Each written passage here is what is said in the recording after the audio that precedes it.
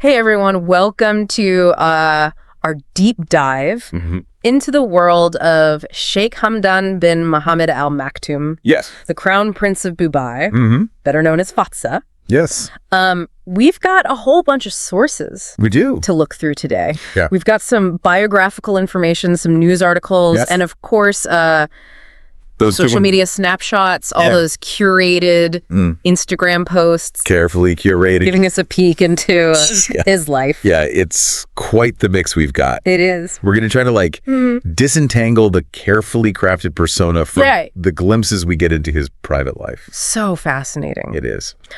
So before we get into all that, the Instagram and the rumors, let's set the stage. Okay. Being the Crown Prince of Dubai, it's not just fancy titles and attending galas. No, not at all. This is about, immense political power in one of the most influential cities in the world. Yeah. He's not only the heir apparent to Dubai's leadership, but also a key player in shaping the UAE's economic future and serving as a cultural ambassador. Wow. On a global scale. So it's kind of a big deal. That's a very big deal. It is a big deal. Yeah.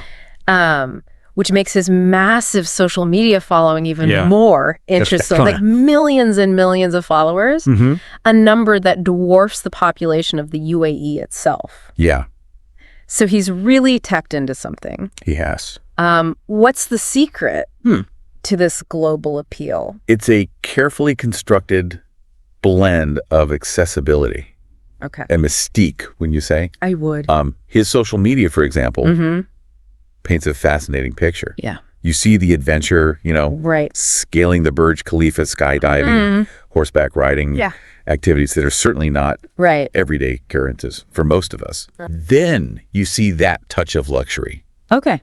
With glimpses of his yachts and lavish travels. But then, boom, he's at Tesco with his daughter. Exactly. Pushing a shopping cart. Pushing a shopping cart. Like, hey, I might be a billionaire prince. Right. But I'm a regular dad, too. Exactly. And that's such a brilliant strategy, isn't it? It is. Juxtaposing the extraordinary with the relatable. Yeah. It's incredibly effective in building a connection with his audience. Makes him seem more human. Yes. More approachable. Absolutely. Is that something, is that like a unique That's a good question. Fazza thing? Or is that something we see other royals doing? It's definitely a trend amongst younger royals who are aware of the power of social media to shape their public image. Right.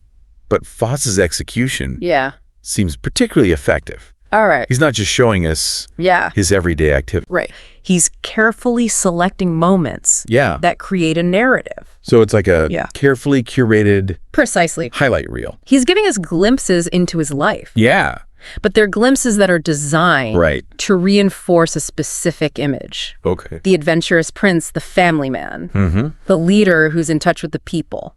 So we've got the adventure, the luxury, the relatable dad moments all kind of woven in. Yeah. But then there's another facet to his public persona, right? Yes. He's also a published poet. Yes, he is. And that's a significant aspect of his identity. Yeah. He publishes his poetry under the pseudonym Fazza, which translates to the one who helps. Oh, wow. This ties into the image of him being a compassionate and benevolent leader, protector of his people. So his poetry is not just a hobby. No, it's part of his carefully crafted public persona. Does his work offer any insights? It certainly does. Okay. There are recurring themes of heritage duty and a deep love for Dubai. Interesting. For example, in his poem, The Will of a Falcon, he uses the falcon, a symbol of power and nobility in Emirati culture, to reflect on his own aspirations and responsibilities. Okay. He talks about soaring to great heights, but also remaining grounded in his heritage and values. Interesting. It's quite insightful. So it's not just about pretty words and rhymes. There's a deeper layer of meaning there. Yes. It seems like everything he does, from the social media to the poetry, is part of this larger strategy to shape his public image. And we can't underestimate the importance of this in today's world. Yeah. Social media has become a powerful tool for political figures to connect with their constituents and build a following. And it's not just about local politics.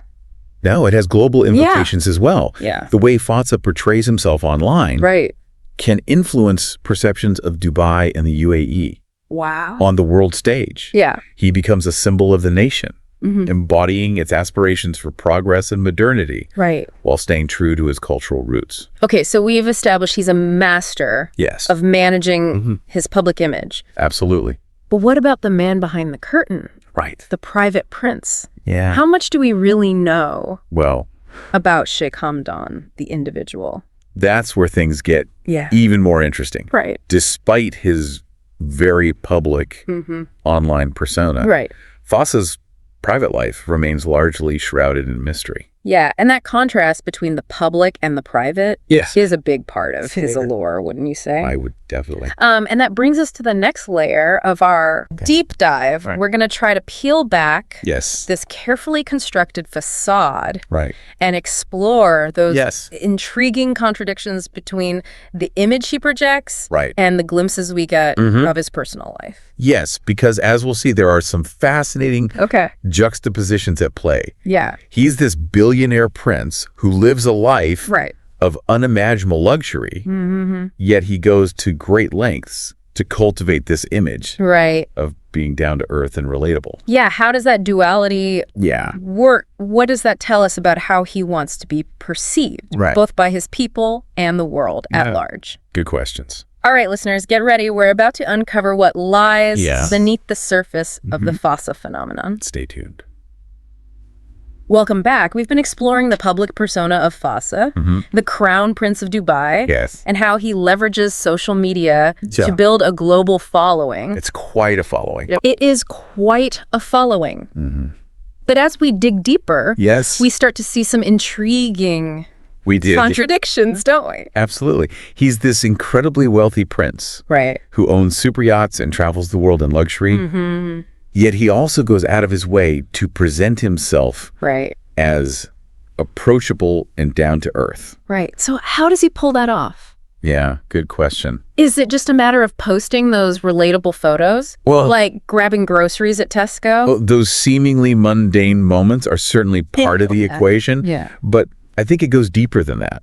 Remember his poem, The Will of a Falcon? He talks about the importance of staying grounded, even while soaring to great heights. It's like he's living that philosophy in his own life, balancing his extraordinary position with a desire to connect with ordinary people. So there's a deliberate strategy at work. I think so. But maybe there's also an element of genuine personality. It could be. After all, he didn't have to go to Sandhurst. That's a great point. For his education. He could have chosen a more comfortable path. He could have. His decision to attend Sandhurst, a place known for its demanding training and emphasis on leadership, suggests a willingness to push himself beyond the boundaries of his privileged upbringing. It speaks to a certain resilience and perhaps a desire to prove himself on his own terms. So we're seeing this interplay of nature and nurture, the inherent privileges of his birthright combined with personal choices that suggest a desire to break free from those gilded cages. At least to some extent. And that duality is what makes him so intriguing. Agree. He embraces his role as a prince. But he also wants to be seen as someone who's more than just his title. He's an adventurer, a poet, a family man. These different facets of his identity create this multidimensional persona that resonates with a wide range it does. of people. It really does. Which brings us to another fascinating aspect of Fazza, the mystery surrounding his personal life. For all the glimpses we get on social media, his marriage and family remain largely private. He had a very public wedding back in 2019. But since then, details about his married life have been scarce. That's right. And that lack of information, particularly in contrast to his very public online presence, fuels speculation and intrigue. It's like a puzzle. It is like a puzzle. With a few missing pieces. A few missing pieces. And everyone wants to figure out what the complete picture looks like. Yes. And this isn't just about celebrity gossip. No. This fascination with the private lives of royals goes way back. Yeah. Absolutely. There's a historical context here. Right. For centuries, royal families have held a certain mystique. Yeah. Their lives have been seen as both aspirational and shrouded in secrecy, leading to endless fascination and sometimes unfounded rumors. So it's like this ancient human instinct to peek behind the curtain to try and understand what goes on in those seemingly perfect lives. Exactly. And in Fazza's case, the contrast between his public persona Right. and the guarded nature of his private life just amplifies that curiosity. It really does. And it also raises questions about the role of privacy in a world where social media dominates so much of our lives. How do you balance the need for authenticity and connection with the desire to protect personal boundaries? Yeah. Especially when you're a public figure with a global following. That's a tough question. It is a tough question. And one that Fazza seems to be navigating in his own way. Yeah. He's chosen to share certain aspects of his life while keeping others carefully guarded. And that creates this tension between what we see and what we don't know, which, let's be honest, adds to his allure. Absolutely. And that brings us to another crucial point. Okay. The cultural context. The UAE is a traditionally conservative society. Right. And while Dubai has embraced modernity in many ways, there are still strong cultural norms around privacy, especially for the ruling family. So this clash between his very public online persona and the traditional expectations of privacy adds another layer of complexity to his story. Exactly. And it's something that's likely to continue shaping the narrative around him as he assumes more responsibility as the future leader of Dubai. Okay, so we've got this fascinating blend of personal choices, calculated image management, and cultural expectation. All converging in this one figure. All in Fazza. But what does it all mean? That's a great question. Why should our listener care? Yeah, why should they? About the Crown Prince of Dubai. That's a great question. And I think the answer lies in the broader themes that Fazza's story touches upon. Like what?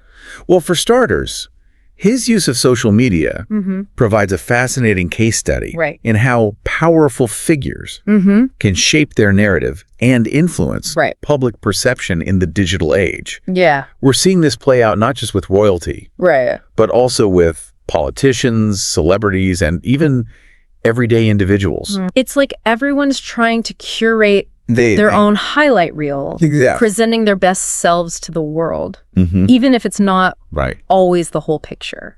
And that raises questions about authenticity, the power of image, and the blurred lines between the public and private in the age of social media. And then there's the cultural aspect. Yes. Fazza's story sheds light on the changing dynamics of Arab society, the balancing act between tradition and modernity, and how those tensions play out on a global stage. Right. He's become this symbol of a modernizing Arab world, someone who embraces Western influences while remaining rooted in his cultural heritage. Right. And that makes him a particularly compelling figure. It does. For both Eastern and Western audiences. Yes.